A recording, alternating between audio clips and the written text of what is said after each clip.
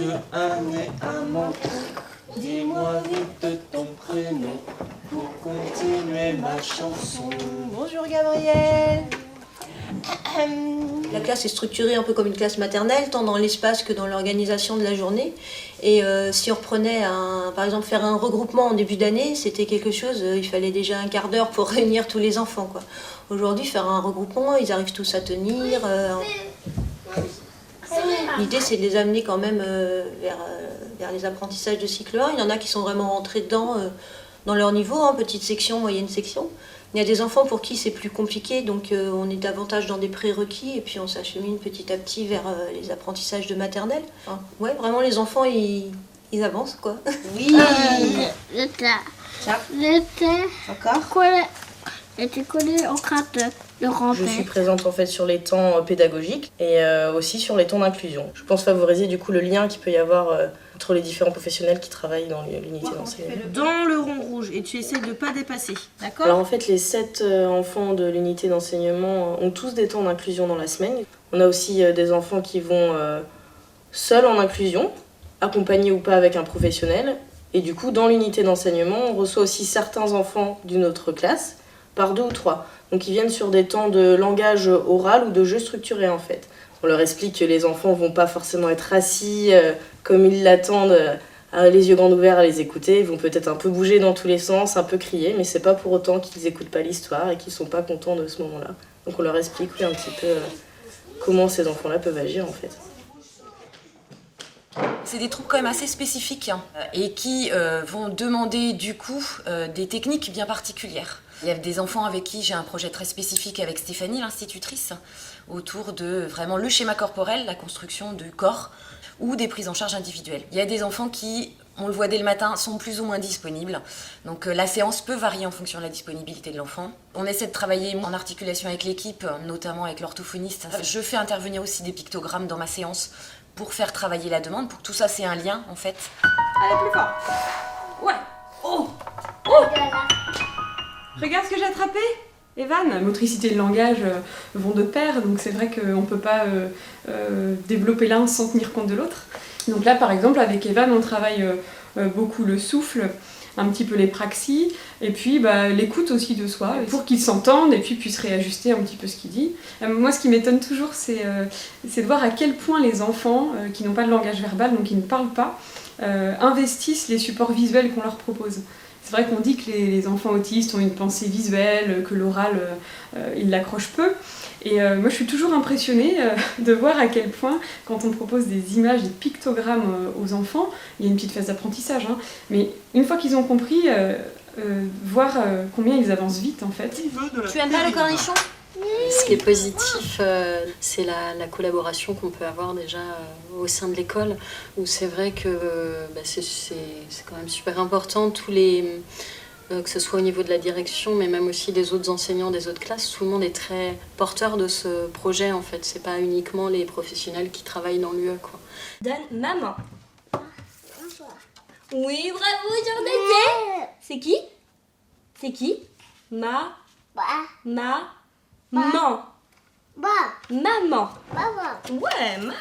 L'exercice consiste à apprendre des nouveaux comportements donc, à Jordan, et que ce soit au niveau de différents domaines fonctionnels, la communication réceptive, la communication expressive, tout ce qui est dénommer quelque chose, un objet ou un aliment. Le travail se fait en individuel, afin de permettre à Jordan justement que ce soit répété de manière assez intensive, donc tout décortiquer au niveau des gestes, au niveau communication expressive et réceptive, donc ce qui permet justement de développer le vocabulaire et de pouvoir le généraliser pareil dans des contextes différents autres qu'en individuel. On a de la supervision, donc soit sur site, soit à distance, donc par un psychologue qui est certifié BCBA.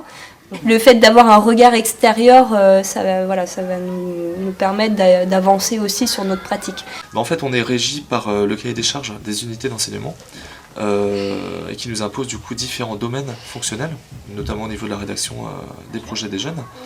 Et au niveau de ces différents domaines, on va arrêter différentes cibles cognitivo-développementales sur lesquels on va vouloir travailler. Et ben Andrea, dans le cadre de son projet, en fait, on a défini différents objectifs cibles. Donc là, l'idée, en fait, c'est de lui apprendre à mettre ses chaussures par chaînage arrière. C'est-à-dire qu'on a décomposé toutes les étapes d'apprentissage pour la mise de ses chaussures. L'objectif à terme, c'est que du coup, en terminant sur la dernière étape d'une manière positive, on puisse avaler en fait toutes les étapes préalables pour arriver à mettre ses chaussures seules. J'utilise une fiche en fait de suivi d'atelier. Donc pour ça, on a découpé en fait tous ces apprentissages en plein de petits moments. Là, on était uniquement sur la mise des chaussures. On va travailler aussi la mise des chaussons dans la boîte, le rangement de la boîte, sortir la boîte. L'idée des fiches de cotation, c'est de pouvoir observer et mesurer effectivement ce qui peut être cible au niveau de l'objectif, mais aussi on travaille toujours en équipe auprès d'Andrea, et c'est que chacun puisse savoir justement ce qui est cible comme objectif avec lui. Et là où on est à travailler au niveau de l'émergence vers l'acquisition.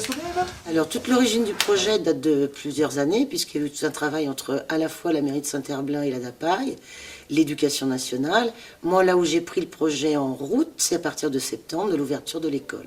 En parlant de points positifs, justement, je pense que ce qu'on voit tout de suite, c'est que déjà certains enfants de l'UE sont inclus dans les classes, donc on fait des progrès considérables. Et surtout, c'est que les enfants de l'UE sont reconnus et intégrés par les autres enfants de l'école. Il n'y a pas de moquerie, il n'y a pas de... Voilà, ils sont respectés avec leurs différences. Évaluer les enfants, donc ce qu'on appelle des évaluations fonctionnelles, qui permettent de voir un petit peu les difficultés de chaque enfant, les possibilités qu'il a aussi, et du coup de donner des préconisations aux professionnels. Et il y a aussi un rôle de coordinatrice, du coup, voir un petit peu comment est-ce qu'on organise au niveau du fonctionnement de la classe, et à la fois des interventions paramédicales, interventions éducatives, etc. Evan, tu mets le timer? Dans 2 minutes, c'est fini. D'accord? La guidance parentale, elle intervient à la demande des familles qui peuvent avoir à un moment donné besoin d'aide au quotidien.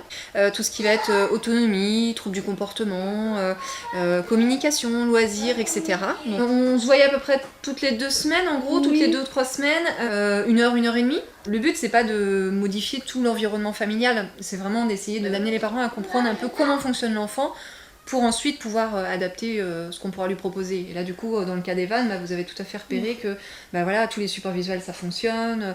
Ça a été assez rapide de comprendre comment le support fonctionnait. Ouais. Moi aussi, j'étais pas au top derrière. Je crois que la meilleure formation que j'ai faite, c'est celle en intégration sensorielle, quoi. Et de comprendre les troubles sensoriels des enfants, mais c'est un autre regard sur l'enfant après. On les voit plus pareil. On se rend compte quand même qu'on a quand même beaucoup plus de moyens dans l'unité d'enseignement qu'en milieu ordinaire. Il y a beaucoup plus de personnel. Et puis le matériel est plus adéquat en fait. On a plus le temps de réfléchir, l'éducation est quand même plus structurée. Depuis la rentrée, ils ont certes tous évolué, mais avec des hauts et des bas, il y a des moments où on a quand même des impressions un peu de retour en arrière, et puis après, ça repart. Donc faut sans cesse s'ajuster, quoi. L'avantage d'une UE, c'est l'équipe pluridisciplinaire. C'est ça qui marche.